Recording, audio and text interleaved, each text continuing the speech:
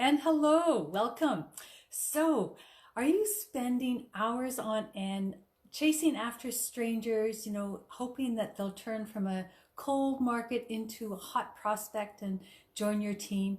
Are you getting frustrated, that you're maybe turning people off and, they're not interested in what you have to offer? It wasn't like a year ago, I was in that situation and I was just stuck in my network marketing business. I wasn't going anywhere and I turned it around, and that's what I want to talk about today. So, and I'll give you 3 tips on what has been working for me, and maybe that'll work for you too. So, welcome. And if you're joining me live, please say hello and tell me where you're coming from and let me know if you're on the replay. And if we haven't met before, my name is Dodd, and I'm here to encourage, inspire, train, whatever I can so that you too can use the power of social media to leverage your business. And that's exactly what I'm going to talk about today. So, about a year ago, over a year ago, I would sit in a mall and hope people would come to me, or, strike up conversations with people, mentioning my business and how wonderful it was, and I was chasing after them. And what kind of reaction do you think I got? I got, no, not interested, and that kind of thing. All kinds of rejections. So then I decided that this just was not going to work for me. I mean, I could sell things at a garage sale, very easily, and I could put things online to sell, and I could sell that, but I couldn't sell, health and wellness, something to get toxins out of your life, to change to a healthy product. And so why was that? The difference is that when I was selling garage sale items, people were interested in what they wanted. They were coming to me. And what I was doing is I was chasing after people, and they weren't interested. So it's just it doesn't work that way. Chasing after people who aren't interested is just, it repels them, and they just run even faster. So that's when I decided, okay, I need to turn things around, and I did things very differently. So the first thing is to build a brand. And so now some people in this business have an unfair advantage, and they go through the ranks and they seem to go through really, really quickly. And their unfair advantage is that they have a network of people that already know, like, and trust them. It isn't a list of 1,000 or 100 acquaintances. It's not friends and family, but they actually have a network of people who they can influence. And so that's what we need to do by branding ourselves. We need to build that network of people that we can influence, that they get to know us. And how do we do that? We cultivate a relationship. We do engaging content. We help people with, what they're struggling with. So we build up that network. And so that's building our own unfair advantage. Do curiosity posts, finding the right audience. And so part of that is being vulnerable and telling your own story, sharing a story about yourself so that people can get to know you, and it brings that wall down so that you're not, just out there looking after yourself. You're actually caring about other people, and they get to know you and trust you. And so a big part of that too, number 2, is sponsored posts. And now this can be very simple. I'm thinking like a likes campaign. And this is where you're using the power of social media so that you're asking Facebook to go out and find these prospects to you. And you can specify exactly, what type of person you want, the age bracket. I have, 45 to 65, or a female. Maybe they're interested in network marketing, or they're interested in health and wellness.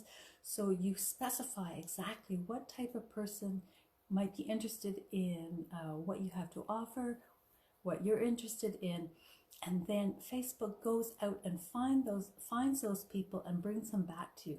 And then it's your job to have the content and have the information there for them that they're interested and they want to stay. So that's the power of leveraging social media, is all this information about people can be used to your benefit to find people to bring back to you. And they can be from any country you want, any location. They can be local if you want. So you don't have to reach out to a whole bunch of strangers, but instead they're coming back to you. And that is the power of it. So Facebook is actually prospecting for you. And that's how I've had people approaching me rather than me chasing after them. So you become the hunted instead of the hunter. And a lot of people say, well, you know, I don't have a story. But you do. Everybody has their own story. No matter how small or, you know, how big it is, share that story about where you are. And, or if you really are uncomfortable with that, you can share somebody else's story, but give them credit for it, of course. You know, say, well, I have a friend who is blah, blah, blah kind of thing. And the third part about this is having a mentorship. And that's one of the most important things that got me started. Someone who has the same vision as me, the same mindset, the same ideals, and they have kept me on track. They recognize when I go off the rails, because it's so easy to get that shiny object syndrome. You know, you see something that comes across your news feed. Oh, that sounds really good. And they go, no, you have to keep on track. This is where you are right now, and this is where you want to go. So stay on this track. When you've got to a certain point on that, then go to the next step. So they can spot things that I can miss. You know, if I miss a key point, and you know, that can make the huge difference in where I'm going. It just makes, oh, okay, now I get it kind of thing. And that's, you know, the difference of having a mentor, you know, who shares, you know, what you have done. And with that too, there's a difference between being a business owner and an opportunity seeker. So the opportunity seeker is someone who is just looking for that quick fix, you know, that easy button that might take action on what's appealing at the moment, you know, and they aren't necessarily on any kind of a track. Whereas a business owner actually takes responsibility and does the work that's needed. And that's what I've done. I've certainly, you know, done lots of work on this, and that mentorship has helped me, you know, stay on track to know where I should be going, rather than going after all these different shiny objects. And also, I've come up against walls, right? And so then actually thinking about it, how to get around it, up it, over it, and the mentor is there to help me with that. You know, like I've had, you know, things shut down and I just wanted to give up, but they're there to boost me up and get me going again. And that has made a huge difference. So this is the power of these three things, you know, building a brand, like being vulnerable, sharing a story, learning some strategies so that you can attract people to you, even organic strategies, you know, so that aren't paid, and having a qualified mentor that has, you know, done it before you and can really give you the good tips. And this is the key. This is the key to success. And it has certainly transformed me both personally and in my business.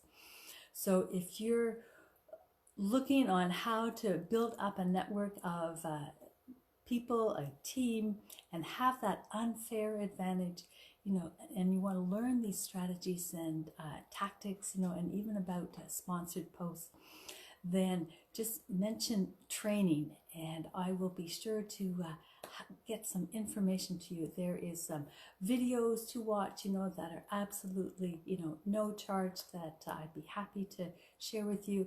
And if you want more information, more detailed steps that you can put into action right now, there's an ebook, you know, for about the same as a lunch out.